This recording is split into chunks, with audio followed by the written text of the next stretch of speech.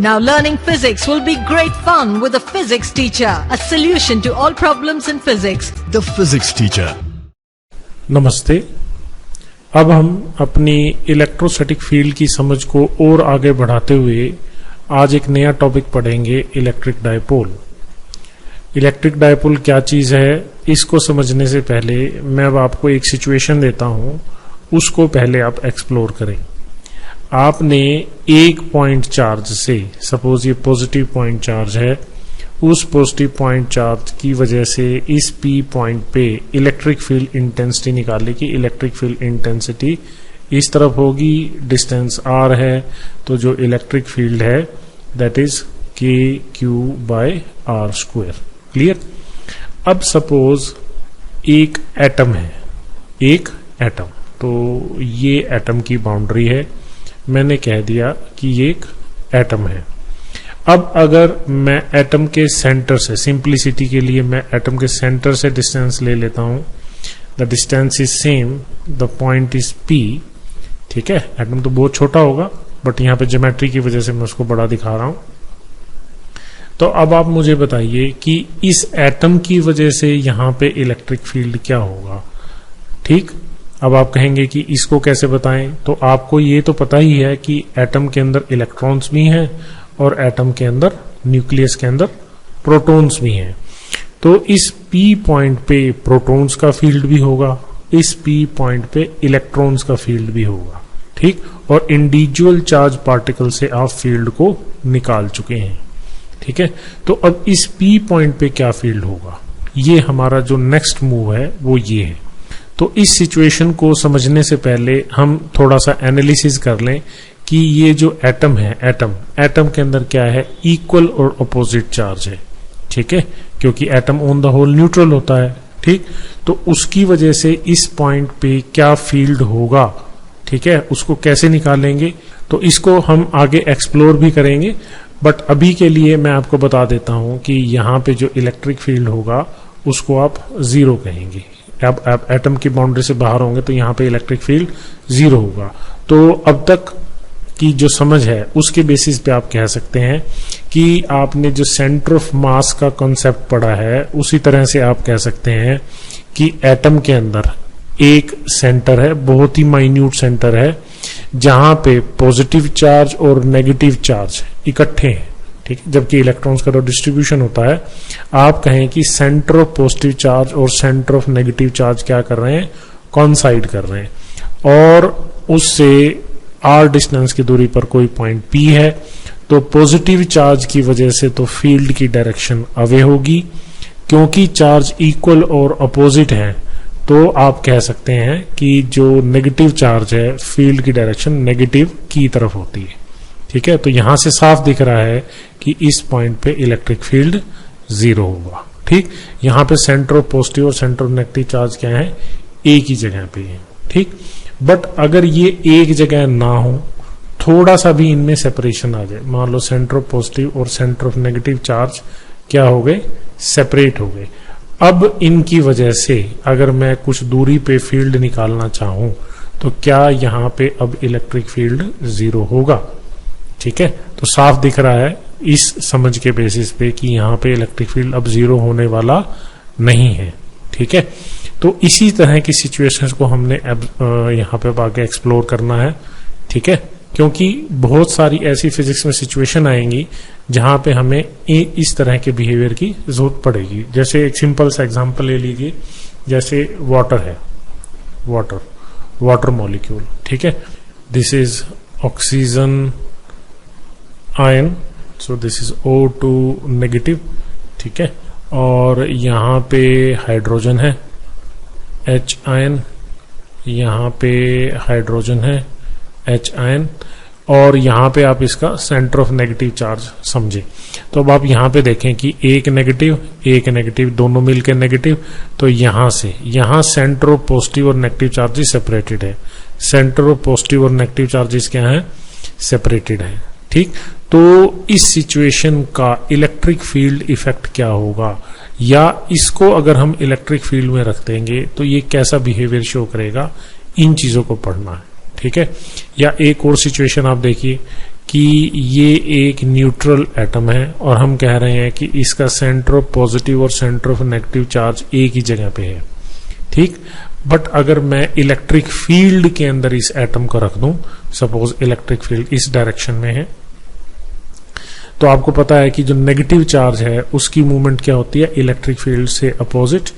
तो ये जो एटम है, एटम के पॉजिटिव और नेगेटिव चार्जेस ये डिस्टोर्ट हो जाएंगे, अपने प्लेसेस से डिस्प्लेस करेंगे। नेगेटिव चार्ज इलेक्ट्रिक फील्ड की अपोजिट डायरेक्शन में आएगा और पॉजिटिव चार्ज इलेक्ट्रिक फील्ड की डायरेक्शन में जाएगा। तो यहाँ पे एक सेपरेशन पैदा हो जाएगी सेंटर ऑफ पॉजिटिव और नेगेटिव चार्जेस के बीच में, ठीक। और इसकी वजह से क्या होगा, यहाँ पे आप देखिए इधर पॉजिटिव अरेंजमेंट है, इधर नेगेटिव अरेंजमेंट है, तो यहाँ पे इसके अंदर भी एक तरह का फील्ड पैदा होगा। अब ये फील्ड कैसा होगा, इसकी क्या क्वालिटी होगी, ये इसके साथ कैसे इंटरेक्ट करेगा, ये हमने अब आगे पढ़ना है। बेसिकली हमारा जो सारा कंसर्न है अभी इलेक्ट्रिक डायपोल पे है, और डायपोल यहीं से सिचुएशन पैदा होती है that a dipole is an arrangement of two charges which are of equal magnitude but opposite sign, ठीक है, and they are separated by some fixed separation। इन दोनों के बीच में जो गैप है वो फिक्स है। तो मैथमेटिकल कन्वीनियंस के लिए मैं इसको 2L लिख देता हूं, ठीक है, और ये डायपोल का सेंटर है। So this is called electric dipole.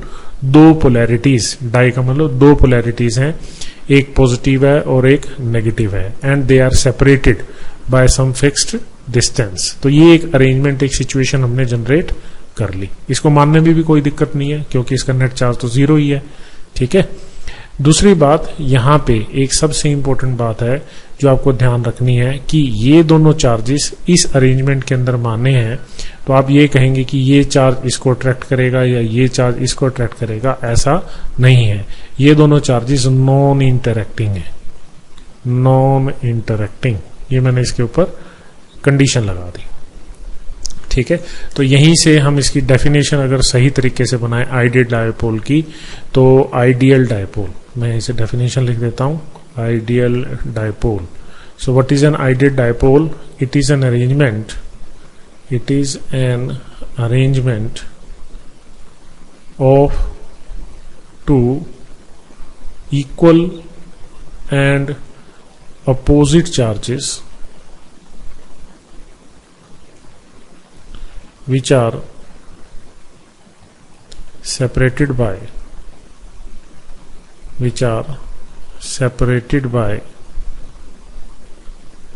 a small fixed distance such that these charges are non-interacting, ठीक है। अगर आप इन चार्जेस का मैग्नीट्यूड भी बढ़ाएं और इनको और पास लाएं, still they are non interacting. तो ये कंडीशन लगा रखी है हमने इनके ऊपर। So this is an idealize situation कि ये एक दूसरे से इंटरेक्ट नहीं कर रहे हैं, ये अपनी पोजीशंस पे फिक्स्ड है, ठीक है। तो इन दोनों चार्जेस, जो चार्ज अरेंजमेंट हमने यहां मानी है, इन दोनों चार्ज अरेंजमेंट की कुछ स्ट्रेंथ होगी, ठीक है। हम एक डेफिनेशन बना रहे हैं कि इनके स्ट्रेंथ के रिगार्डिंग, मतलब इनका कुछ इफेक्ट होगा। उस इफेक्ट को अब हम नाम दे रहे हैं डायपोल मोमेंट। क्या नाम दे रहे हैं? Dipole moment. So what is an electrical dipole moment? It is the strength of the dipole, strength of the dipole. तो ये डायपोल की स्ट्रेंथ है, ठीक है, इसका हम आगे यूज करेंगे। So it is given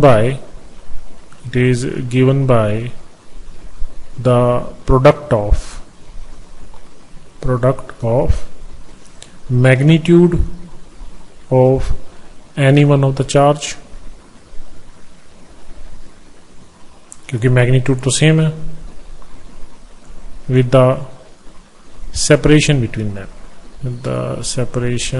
between them, ठीक है। तो इसको हम डिनोट करते हैं स्मॉल p से, and that is equal to charge with separation between them, ठीक। और ये एक वेक्टर क्वांटिटी है, मतलब यहाँ एरो का साइन डालेंगे एंड यहाँ पे भी हम डालेंगे, ठीक। और इसकी यूनिट क्या बनेगी यहाँ से, coulomb metre. C stands for coulomb and M stands for metre, that is the gap. तो ये वेक्टर क्वांटिटी है, तो इसकी फिर डायरेक्शन क्या होगी, ठीक। तो आपको याद रखना है कि इसकी डायरेक्शन नेगेटिव चार्ज से पॉजिटिव चार्ज की तरफ, मतलब this is the direction of dipole moment. तो हम यहाँ पे लिख लेते हैं, this is the direction of dipole moment, negative to positive. Chemistry के अंदर उल्टा लेते हैं, पर हम फिजिक्स के अंदर हमारी कन्वेंशन ये है कि हम इस डायपोल मोमेंट की जो डायरेक्शन है वो नेगेटिव से पॉजिटिव लेंगे, ठीक है। तो आइए इसकी और सिचुएशन बनाते हैं, क्योंकि हमें इसके ऊपर काम करना है। तो मैं इधर नेगेटिव बना देता हूं और मेरे पास ये एक पॉजिटिव चार्ज है, ये इसका सेंटर है, that is the dipole centre. एक और चीज, आप डायपोल के जितने भी इफेक्ट्स कंसीडर करेंगे, all effects of dipole are to be considered from the center of the dipole, center of the dipole। Dipole के सारे इफेक्ट्स जो हैं from the centre of the dipole, ठीक।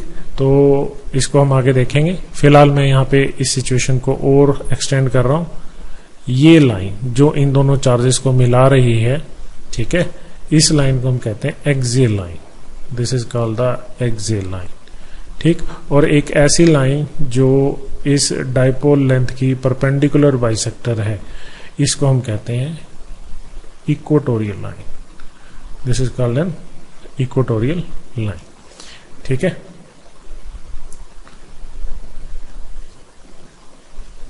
क्लियर।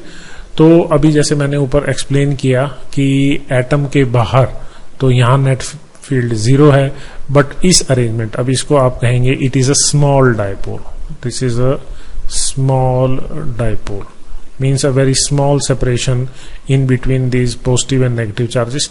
तो यहां पे इलेक्ट्रिक फील्ड क्या होगा, ठीक है, और इस इलेक्ट्रिक फील्ड की सिचुएशन क्या होगी, इसको अब हमने इवेल्युएट करना है।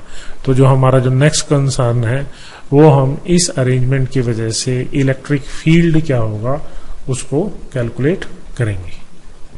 तो यहाँ पे हमारे पास 3 सिचुएशन बनेगी इलेक्ट्रिक फील्ड इंटेंसिटी निकालने के लिए, क्योंकि हम 3 पॉइंट्स पे, 3 पोजीशंस पे इलेक्ट्रिक फील्ड इंटेंसिटी निकाल के देखेंगे, इनके जनरलाइज केस मानेंगे। एक पॉइंट तो हम एक्सियल लाइन पे ले लेंगे, एक पॉइंट हम इक्वेटोरियल लाइन पे लेंगे, और एक पॉइंट कोई एक जनरल पॉइंट है, ठीक है। तो हम इन 3 पॉइंट्स के ऊपर इस डायपोल की वजह से इलेक्ट्रिक फील्ड इंटेंसिटी निकाल के देखेंगे, ठीक है। तो सबसे पहले मैं ले रहा हूं on axial line, on axial line, axial line axis के ऊपर, ठीक है। तो सपोज यहीं ले लेते हैं, दिस इज पॉइंट P। इस P पॉइंट पे आपको इलेक्ट्रिक फील्ड इंटेंसिटी निकालनी है इस अरेंजमेंट की वजह से। इन दोनों के बीच में जो गैप है दैट इज 2L, क्लियर। तो यहां से O से L, इस पॉइंट का नाम हम रख देते हैं A, जहां पे ये है यहां का नाम रख देते हैं B। तो इस पॉइंट चार्ज से और इस पॉइंट चार्ज से इसका गैप क्या है, तो उसके लिए मैं पहले O से डिस्टेंस डिफाइन कर देता हूं, क्योंकि मैंने अभी आपको ऊपर कहा है कि जितने भी इफेक्ट्स हैं, all effects are to be measured from the centre of the dipole. तो ये जो BP गैप है दैट इज R-L, और ये OP गैप जो है दैट इज R+L, ठीक है।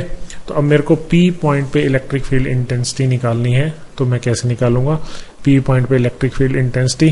तो सबसे पहले electric field intensity at point P due to charge at B। तो वो देखिए electric field intensity positive charge से अवे होती है, electric field intensity at point P due to charge at B, ठीक। इसकी डायरेक्शन इधर राइट साइड होगी, एक्स एक्सिस कहेंगे तो positive x axis. Negative charge, negative charge की वजह से इस पॉइंट पे इलेक्ट्रिक फील्ड इंटेंसिटी की डायरेक्शन ही होगी, electric field intensity at point P due to charge at E. ठीक है, तो ये हमारे पास सिचुएशन आ गई। हमें निकालना क्या है, इलेक्ट्रिक फील्ड इंटेंसिटी एक पॉइंट पे जो कि एक्सियल लाइन पे था। So electric field intensity at point P and it is vector sum of these two fields E P A and E P B. आप इनको वेक्टोरियली ऐड करेंगे क्योंकि जो इलेक्ट्रिक फील्ड है वो वेक्टर क्वांटिटीज है। तो सबसे पहले आप इनके मैग्नीट्यूड्स देखें, ई P A, E P A, so that is equal to 1 by 4 pi epsilon naught q divided by the square of this separation r plus l ka whole square. So we get here the magnitude. So similarly for EPB, so we have 1 by 4 pi epsilon naught q divided by r minus l का whole square. ठीक है, अब आप यहाँ पे देखें कि इन दोनों के बीच में एंगल 180 डिग्री है। ठीक, और यहाँ से आपको दिखाई दे रहा है कि ये जो पॉइंट है ये इसके ज्यादा पास है, ये पॉइंट इससे ज्यादा दूर है। ठीक है, और जो इलेक्ट्रिक फील्ड है वो बी का डोमिनेटिंग होगा इस पॉइंट पी पे। ठीक है, और इन दोनों वेक्टर्स के बीच में एंगल 180 डिग्री है। तो अगर हम इसका मैग्नीट्यूड लिखेंगे so that will be E P B minus E P A. ठीक है, क्योंकि ई पी बी बड़ा है। ठीक है, आप यहाँ पे देखिए डिनोमिनेटर जो है इसका छोटा आएगा तो एक टोटल क्वांटिटी बड़ी हो जाएगी। तो अगर हम यहाँ पे डालेंगे तो 1 by 4 पे एप्सिलॉन नॉट क्यू, अंदर आपके पास आएगा 1 by r माइनस एल का whole square minus 1 by r plus L का होल स्क्वायर। तो इसको सोल्व करिए, q by 4 pi epsilon naught, ऊपर आपके पास क्या आएगा 4 r l divided by r square minus l square का होल स्क्वायर। ठीक है, तो अब जो ये 4rl है इसको मैं किस तरह से लिख रहा हूं, 2q into 2l into r, ऐसे लिख सकते हैं। So here we have q divided by 4 pi epsilon naught r square minus l square whole square.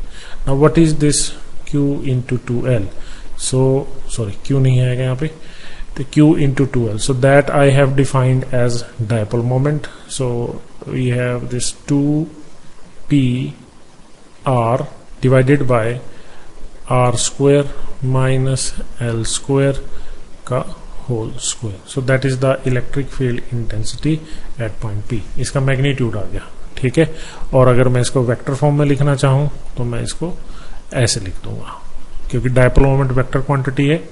तो आप यहां से देख सकते हैं कि जो नेट इलेक्ट्रिक फील्ड इंटेंसिटी की डायरेक्शन होगी that is in the direction of dipole moment. Dipole moment की डायरेक्शन नेगेटिव से पॉजिटिव की तरफ है। ठीक है, तो यहां पे इस पॉइंट पे जो नेट इलेक्ट्रिक फील्ड की डायरेक्शन होगी वो लेफ्ट से राइट, मतलब पॉजिटिव एक्स एक्सिस, अगर इधर एक्स एक्सिस होता, so that is the direction of electric field intensity at point P. ठीक है, तो इसी का अब हम एक स्पेशल केस ले लेते हैं। Suppose this R point of observation is very much large at very much larger distance than L, means इस सिचुएशन को हम कहते हैं शॉर्ट डायपोल। शॉर्ट डायपोल मतलब जब इन दोनों चार्जेस के बीच में जो सेपरेशन है वो बहुत कम है। तो इस सिचुएशन के अंदर अगर आप इसको सोल्व करेंगे तो आप यहां पे देखें जो इलेक्ट्रिक फील्ड इंटेंसिटी आएगी, so that will be 2p divided by, so 4 pi epsilon naught रहेगा। So we have 4 pi epsilon naught, and from here if you take r square common, so we have r4 1 minus l square by r square whole square, और यहाँ पे r है। और इस situation को आप क्या लिख सकते हैं, that is L by R is very much less than 1, तो आप इसको नेग्लेक्ट कर सकते हैं, इट टेंड्स टू 0, तो ये अंदर जो आएगा दैट इज ऑलमोस्ट 1 और उसका स्क्वायर 1, तो यहां से R से एक R खत्म हो जाएगा यहाँ पे क्यूब, तो finally we have this 2p, so this is a vector 2p divided by 4 pi epsilon naught R cube, ठीक है। So this is the electric field due to a short dipole on its axis. इसकी axis पे कोई point हमने choose किया है, वहां पे हमने इलेक्ट्रिक फील्ड निकाला है, ठीक है। अब आप यहां पे ध्यान से देखिए, जो पॉइंट चार्ज था 4 पॉइंट चार्ज का जो फील्ड था that was inversely proportional to R square, but यहां पे डायपोल का फील्ड देखिए E is inversely proportional to R cube, ठीक है। तो ये कंट्रास्ट आपको समझना जरूरी है। और दूसरी बात यहां पे कि जो इलेक्ट्रिक फील्ड है एक्सियल लाइन पे वो डायपोल मोमेंट की डायरेक्शन में है, ठीक है। तो ये बात हमें क्लियर है। अब हम इक्वेटोरियल पॉइंट की बात करते हैं, तो उसके लिए डायग्राम अलग से बनाते हैं। नीचे negative charge, positive charge, centre of the dipole L and this is a point P where we want to determine the electric field intensity and let this distance is R, symmetry में हम R ही ले रहे हैं उसे। सो ये separation और ये separation same होगा, क्या होगा, इसका वैल्यू A B मान लीजिए यहाँ पे, सो AP और BP इसकी वैल्यू क्या होगी, L square plus R square का अंडर रूट, ठीक है। अब आप यहाँ पे देखिए P पॉइंट पे आपको इलेक्ट्रिक फील्ड इंटेंसिटी निकालनी है, सेम वही तरीका EP, so that will be EPA, electric field intensity at point P due to charge at A, electric field intensity at point P due to charge at B, इनका vector sum करना है। तो ये negative charge है, electric field intensity की direction इधर, तो that is EPE। ये पॉजिटिव चार्ज इससे अवे इधर, सो दैट इज EPB, ठीक है।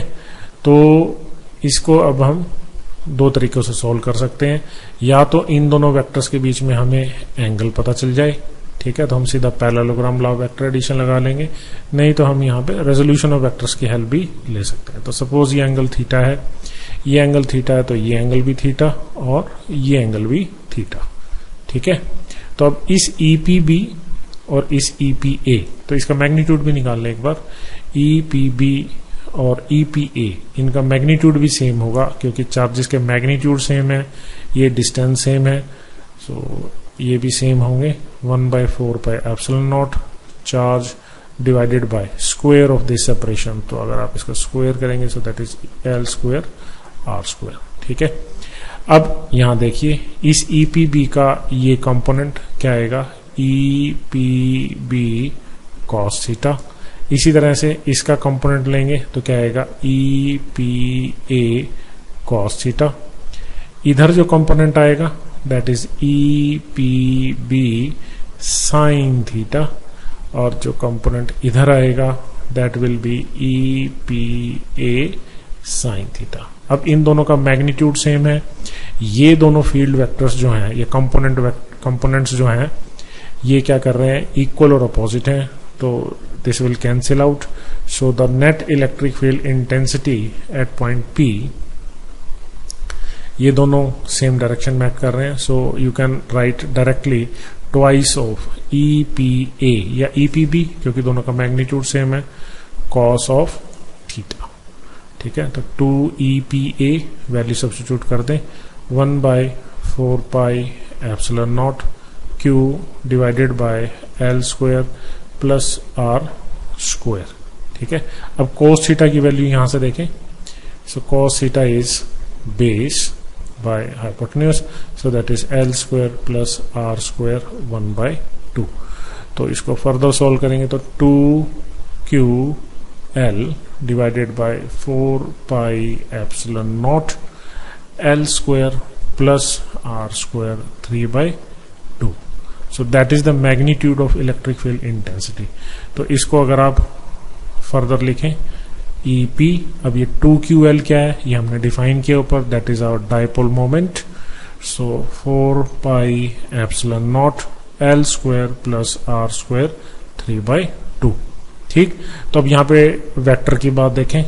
इलेक्ट्रिक फील्ड के अगर ऊपर हम वेक्टर डालते हैं तो इधर भी वेक्टर डालेंगे, बट आपको यहाँ पे बड़ा ध्यान देना है. यहाँ पे जो नेट इलेक्ट्रिक फील्ड की डायरेक्शन है P पॉइंट पे वो इस तरफ है. So that is the direction of EP. But यहाँ पे देखिए डायपोल मोमेंट की डायरेक्शन क्या है, नेगेटिव टू पॉजिटिव चार्ज. तो इसका मतलब इन दोनों की डायरेक्शन क्या है, opposite. So you will put a negative sign here. ठीक है, तो ये नेगेटिव साइन क्या बता रहा है कि इलेक्ट्रिक फील्ड इंटेंसिटी की डायरेक्शन इस डायपोल मोमेंट की डायरेक्शन से क्या है, अपोजिट. कहाँ, इक्वेटोरियल लाइन पे, इस इक्वेटोरियल लाइन पे. ठीक है, तो अब इससे सेम ऊपर वाला केस, शॉर्ट डायपोल कंडीशन, क्योंकि मोस्ट ऑफ द टाइम हम इसी को एनकाउंटर करेंगे मोलिकुलर लेवल्स पे. ठीक है, तो EP दैट इज P, तो वही कंडीशन लगाएंगे that this R is very much greater than L और L by R is very much less than 1. तो R स्क्वायर आप यहाँ पे कॉमन लेंगे और इसको सोल्व करेंगे तो you will get 4 pi epsilon naught R cube. ठीक है, तो यहाँ पे जो डिपेंडेंस है that is also inversely proportional to R cube. तो एक चीज ये कि यहाँ पे फील्ड की डायरेक्शन क्या है, डायपोल मोमेंट से अपोजिट है. यहाँ पे फील्ड की डायरेक्शन और डायपोल मोमेंट की डायरेक्शन सेम थी. E is inversely proportional to R cube है. बट एक चीज और बहुत ही इंपॉर्टेंट ध्यान देने की है कि एक गिवन डायपोल के लिए ये सेम चार्जेस है, मैग्नीट्यूड सेम है. सेम डायपोल के लिए सेम डिस्टेंस पे, मतलब सेंटर ऑफ डायपोल से सेम डिस्टेंस पे एक्सियल लाइन का फील्ड इक्वेटोरियल लाइन से क्या होता है, डबल होता है. इक्वेटोरियल लाइन से फील्ड क्या होगा, डबल होगा. तो ये बात आपको ध्यान रखनी है कि एक्सियल लाइन के ऊपर अगर कोई पॉइंट एक्सियल लाइन पे है एक गिवन डायपोल के लिए, तो वो फील्ड जो होगा वो इक्वेटोरियल लाइन से डबल होगा. ठीक, तो अभी तक हमने जो पढ़ा है इन सबको अब हम एक अलग केस में यूज भी करेंगे. तो हमारा जो थर्ड केस है, field, electric field at any general point, किसी भी एक जनरल पॉइंट पे. और यहां पे मैं सीधा शॉर्ट डायपोल केस ही ले रहा हूं. तो आप ये मानिए कि ये एक डायपोल के करस्पॉन्डिंग डायपोल मोमेंट है. ठीक है, so this is a dipole moment. तो आप इमेजिन कर सकते हैं कि यहाँ पे कहीं नेगेटिव पड़ा होगा और यहाँ कहीं पॉजिटिव पड़ा होगा, तभी डायपोल मोमेंट इस डायरेक्शन में आएगी. और ये उस डायपोल का कुछ सेंटर है. ठीक है, तो एक शॉर्ट डायपोल है ये, और ये कोई एक पॉइंट P है. ठीक है, आप इस पॉइंट P पे क्या निकालना चाहते हैं, इलेक्ट्रिक फील्ड इंटेंसिटी निकालना चाहते हैं. और ये पॉइंट जो है, ठीक है, यहां से R डिस्टेंस के गैप पे है, और ये जो एंगल है दैट एंगल इज थीटा. ठीक, ये एंगल जो है थीटा है. अब यहां ध्यान से देखिए, ये जो डायपोल मोमेंट है, ये डायपोल मोमेंट, इस डायपोल मोमेंट के मैं दो कंपोनेंट्स कर रहा हूं. एक कंपोनेंट इस से OP के अलोंग कर रहा हूं, so that is P cos theta. ठीक है, और जो दूसरा कंपोनेंट मैं बना रहा हूं इस P का, डायपोल मोमेंट का, so that is my P sin theta. तो मैंने क्या किया, मैंने इस डायपोल मोमेंट के दो कंपोनेंट्स बना लिए. ठीक है, दो रेक्टेंगुलर कंपोनेंट्स, ये दोनों कंपोनेंट्स एक दूसरे के परपेंडिकुलर हैं. ठीक है, तो अब आप क्या करिए, आप इमेजिन कर सकते हैं कि ये एक डायपोल मोमेंट है P cos थीटा. तो डायपोल मोमेंट तो किसी डायपोल के कोरस्पॉन्डिंग होती है. तो आप इमेजिन कर लीजिए कि यहां कोई एक नेगेटिव चार्ज पड़ा है और यहां कोई एक पॉजिटिव चार्ज पड़ा है. इसी तरह से आप ये इमेजिन करिए कि ये P cos थीटा है, तो यहां कोई नेगेटिव चार्ज पड़ा है, यहां कोई पॉजिटिव चार्ज पड़ा है. तो आप कह सकते हैं कि यहां पे कोई दो क्रॉस्ड डायपोल्स हैं. दो डायपोल्स रख दिए ठीक है, दोनों के सेंटर कॉन्साइड कर रहे हैं और दोनों के बीच में एंगल क्या है 90 डिग्री, सच दैट ये वाली जो डायपोल मोमेंट है P cos थीटा, इस डायपोल की डायपोल मोमेंट है ये, ठीक। तो ये पॉइंट इस इमेजिनरी डायपोल के एक्सिस पे लाई करता है, तो यहां पे जो फील्ड होगा इसको मैंने नाम दे दिया से E1। अब ये जो E1 होगा ये एक्सिस पे है, शॉर्ट डायपोल है, तो मैं क्या लिखूंगा 2p cos थीटा, क्योंकि इस डायपोल की डायपोल मोमेंट क्या है P cos theta, divided by 4 pi epsilon naught R cube, ठीक है। और इसकी डायरेक्शन, इस इलेक्ट्रिक फील्ड की डायरेक्शन डायपोल मोमेंट की डायरेक्शन में होगी, जैसे भी मैंने अभी आपको ऊपर बताया। अब इस डायपोल की बात करते हैं जिसकी dipole moment P sin theta है, इसकी डायरेक्शन इधर है, ठीक है। तो इस पॉइंट पे, अब ये पॉइंट इस डायपोल के इक्वेटोरियल लाइन पे बनता है, तो यहां पे जो इलेक्ट्रिक फील्ड होगा वो इधर होगा। So let this is E2, और इन दोनों फील्ड्स के बीच में एंगल 90 डिग्री है क्योंकि ये दोनों डायपोल्स क्रॉस्ड है।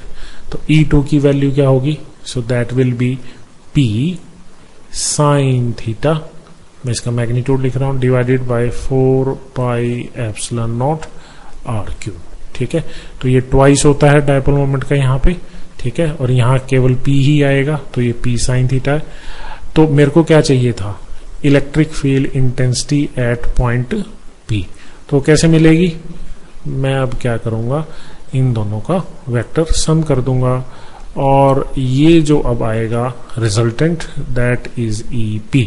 सो EP is E1 square plus E2 square, बिल्कुल simple. So what is E1, so this is 4p square cos square theta divided by 4 pi epsilon naught R cube का whole square plus E1 square p square sine square theta divided by 4 pi epsilon naught R cube square का root, ठीक है। तो अब common निकाल लीजिए बाहर, 4 pi epsilon naught R cube, p बाहर आएगा, ठीक है। तो अंदर आपके पास क्या बचेगा, 4 cos square theta plus sign square theta. तो इस साइन स्क्वायर थीटा की जगह हम लिख सकते हैं 1 माइनस कॉस स्क्वायर थीटा, तो यहां मैं लिख दूंगा 3 cos square theta plus 1। So that is the magnitude of the electric field at point P। At this point it is the magnitude of electric field intensity. तो इसको हम verify भी कर लेते हैं। सपोज ये एंगल 0 डिग्री होता, तो अगर ये एंगल 0 डिग्री होता तो ये P पॉइंट यहां होता, तो ये क्या बनता है, एक्सियल केस, cos 0 क्या बनेगा 1, 1 इंटू 3 3, 3 प्लस 1 4, 4 का अंडर रूट 2, तो उस समय फिर क्या आता है electric field 2p divided by 4 pi epsilon naught R cube, ठीक। और इसी तरह से अगर ये पॉइंट यहां आ जाता तो ये एंगल 90 डिग्री बन जाता, cos 90 0, तो ये 0 प्लस 1 1 1 का अंडर रूट 1, तो फिर थीटा 90 डिग्री होता, तो इलेक्ट्रिक फील्ड क्या बनता P divided by 4 pi epsilon naught R cube. तो फिर ये इक्वेटोरियल केस बन गया और ये एक्सियल केस बन गया। इसका मतलब हमारी कैलकुलेशन बिल्कुल सही है, ठीक। तो ये हमने मैग्नीट्यूड तो निकाल दिया, डायरेक्शन कैसे निकालेंगे, तो इसके लिए हम ये पहले ये एंगल ले लेते हैं, let this angle is phi, तो मैं यहां से लिख देता हूं tan phi. So this tan phi is equal to E2 divided by E1, E2 divided by E1। तो आप इसको सॉल्व करेंगे तो आपके पास आएगा 1/2 tan theta, that is 1/2 tan theta. तो यहां से आप एंगल का भी पता लगा सकते हैं कि ये एंगल कितना होगा, बट ये एंगल जो आएगा ये डायपोल मोमेंट की डायरेक्शन के रिस्पेक्ट में आएगा, ठीक है। ये जो एंगल है ये आपने जो निकाला है, ठीक है, इस डायपोल मोमेंट की P cos थीटा के रिस्पेक्ट, मतलब E1 की रिस्पेक्ट में आया है, ठीक है। पर अगर हमें इस बड़ी डायपोल मोमेंट जो मेन डायपोल मोमेंट P है, मतलब मैं कह देता कि ये एक्स एक्सिस है, ये डायपोल एक्स एक्सिस के अलोंग पड़ा है, तो यहां पे इसके रिस्पेक्ट में कितना एंगल बनाएगा, तो बिल्कुल आसान है, कोई दिक्कत नहीं है। यहां पे आप एक लाइन और खींच दीजिए एक्स एक्सिस के पैरेलल, ये एंगल तो आपको पता ही है, ठीक है। So this net electric field intensity will make an angle, how much? It will make an angle theta plus phi. What is phi? Tan inverse 1 by 2 tan theta. ठीक है। So this total angle, you can name this angle. So this angle is say alpha. So this is angle alpha. So this is the angle which this net electric field intensity makes with this dipole moment. ठीक है। तो ये हमारा complete analysis है किसके regarding, electric field due to a dipole arrangement.